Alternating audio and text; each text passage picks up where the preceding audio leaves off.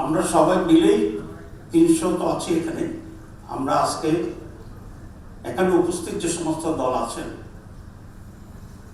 সেই দলগুলো কোন কোন কতটি আসনে নির্বাচন করবে সেটি আমরা এখন ঘোষণা করছি।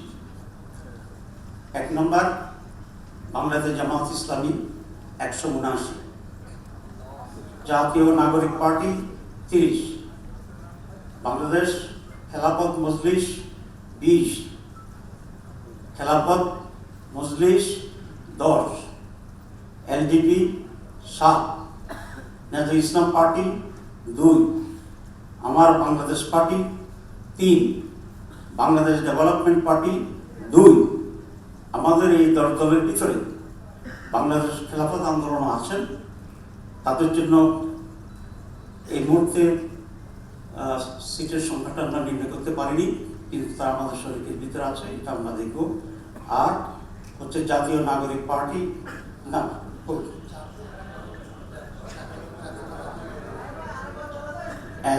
এখানে জাপান নামটা লাগবেন বলছি আরেকবার বলছি। এবং আমাদের এখানে জাপার প্রতিনিধিত্ব আছে, এটিও আমরা এখনো সংখ্যা বা নির্দিষ্ট করিনি, এটা আমরা একইভাবে সেখানে আলোচনা করবো ইনশাআল্লাহ। তো আমি আবার রিপিট করছি, খেলাফত আন্দোলন তো বলেছি। বাংলাদেশ জামাত ইসলামী 179, জাতীয় নাগরিক party 30, Bangladesh Khelafat Majlis 20, Khelafat Majlis 10, LDP 7, nasal ইসলাম পার্টি 2, আমার Bangladesh party 3, Bangladesh development party 2। এই হচ্ছে এই পর্যন্ত আমাদের আসন কনফার্ম করা যেগুলো সেগুলো আমরা ঘোষণা করলাম। বাকি আসনগুলোই আমাদের আরো যারা শরীর আছে আমরা আশা করি ওনারা এখানে ঐক্যমত্যের ব্যক্তিতে ওনারাও আমাদের সাথে থাকবেন, এবং তখন আমরা ওনাদের আসনগুলো যেগুলো বাকি আছে সেসব বিষয়ে আপনাদেরকে অবহিত করবো ইনশাআল্লাহ। সবাইকে ধন্যবাদ।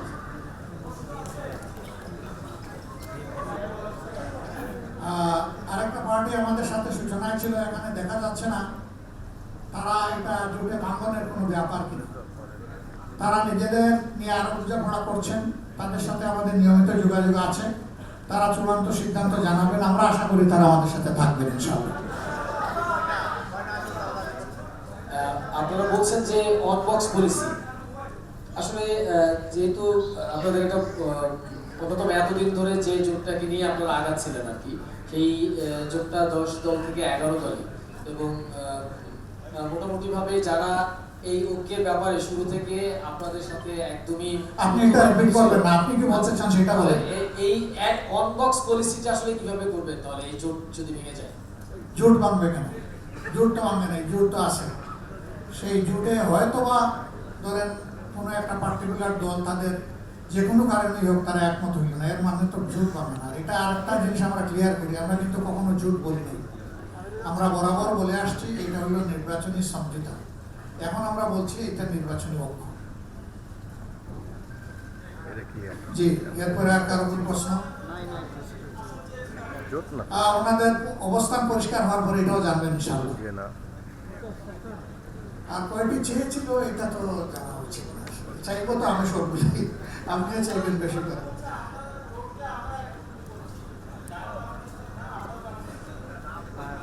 আমরা সবাই সবার সাথে আছি।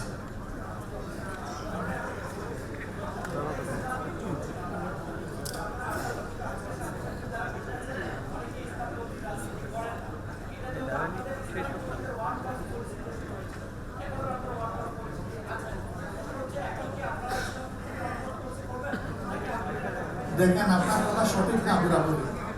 আমরা শুরুতেই কিন্তু সব ধরনের দল নিয়েছিলাম, জাকপা ইসলামী দল না তো, বিডিপি ইসলামী দল না তো, তারা তো শুরু থেকেই ছিলেন। আমরা মূল থেকে যেভাবে ছিলাম জাস্ট এটার এক্সটেনশন হয়েছে, এর বেশি কিছু হয়নি।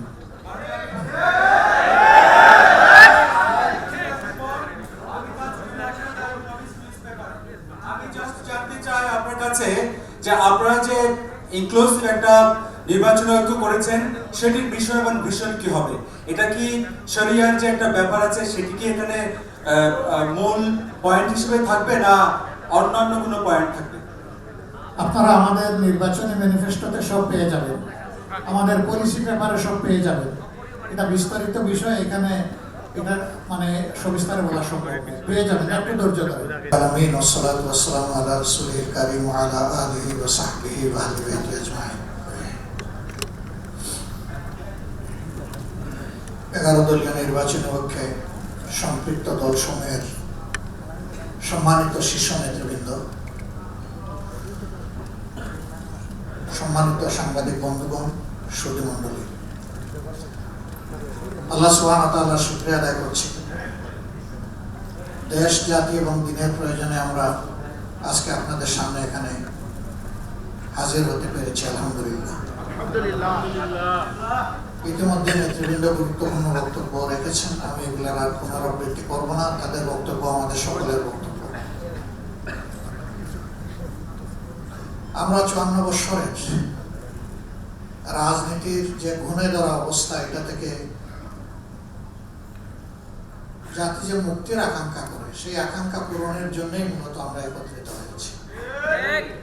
আমরা ওই পুরোনো রাজনীতিটা আর চাই না, যে রাজনীতি ফেসিবাদ হয়ে জাতির গাড়ি চেপে বসে, ও রাজনীতি আমরা একেবারেই চাই না। যে রাজনীতি নিরীহ মানুষের জীবন রক্ষার চাইতে মানুষকে খুনের রাজনীতি করে, আমরা সেই রাজনীতিতে আর ফিরে যেতে চাই না। আমরা দুর্নীতি এবং চাঁদাবাজিতে লিপ্ত যে রাজনীতি, সেই রাজনীতি আমরা আর দেখতে চাই না। আমরা সত্যিকার অর্থে জন আকাঙ্ক্ষা এবং বিশেষভাবে আমাদের তরুণদের আকাঙ্ক্ষার বাংলাদেশটাই দেখতে চাই। সেই বাংলাদেশটা গড়ার জন্যই আমাদের এই অন্তর্ভুক্তিমূলক আয়োজন। আমরা কার্যত জুলাই বিপ্লবের যারা স্বীকৃতি দেন, ধারণ করেন, জুলাই বিপ্লবের মাধ্যমে নতুন বাংলাদেশ গড়ার স্বপ্ন দেখেন, সেই লোকগুলোই আমরা একত্রিত হয়েছি। আপনারা দোয়া করবেন। দেশবাসীর কাছে আমাদের অনুরোধ যে আপনারাও পরিবর্তন চান, আর আমরা সেই পরিবর্তন করার দায়িত্ব নিয়ে ময়দানে নেমেছি। কার্যত আপনাদের দেওয়া দায়িত্বই আমরা পালন করার জন্য সামনে এসেছি। আমরা আশা করব যে আপনারা সব কিছু দিয়ে আমাদের পাশে থাকবেন, সমর্থন যোগাবেন, ভালোবাসবেন এবং জনগণের বিজয়টা আপনারা নিশ্চিত করবেন। অতীতের মতো কোনো নির্বাচনী ইঞ্জিনিয়ারিং আমরা দেখতে চাই না, এবং আসলে আমরা একবারে এটা বরদাস্ত করবো না ইনশাআল্লাহ। যে কোনো ধরনের কারচুপি, ভোট ডাকাতি এবং ভোট ইঞ্জিনিয়ারিং এর বিরুদ্ধে, ম্যানুভারিং এর বিরুদ্ধে আমাদের অবস্থান হবে স্পষ্ট। এদেশের যে যুব সমাজ 3টা নির্বাচনে ভোট দেওয়ার বয়স হওয়া সত্ত্বেও একটা ভোটও দিতে পারল না, আমরা তাদের ভোটটা নিশ্চিত করতে চাই। যুব সমাজ, তোমাদের ভোট তোমরা দেওয়ার জন্য ঘর থেকে বের হয়ে আসবা এবং তোমাদের ভোটের হিসাব নিয়ে তোমরা করে ফিরবা। আমরা তোমাদের সাথে থাকবো ইনশাআল্লাহ। আজকে এই প্রত্যাশার আমাদের যে অক্ষটি, সেই অক্ষ গঠনে বিভিন্নভাবে অনেকের বিশাল অবদান আছে। আমরা তাদের সকলের অবদানকে অত্যন্ত শ্রদ্ধার সাথে বিশেষভাবে স্মরণ করি।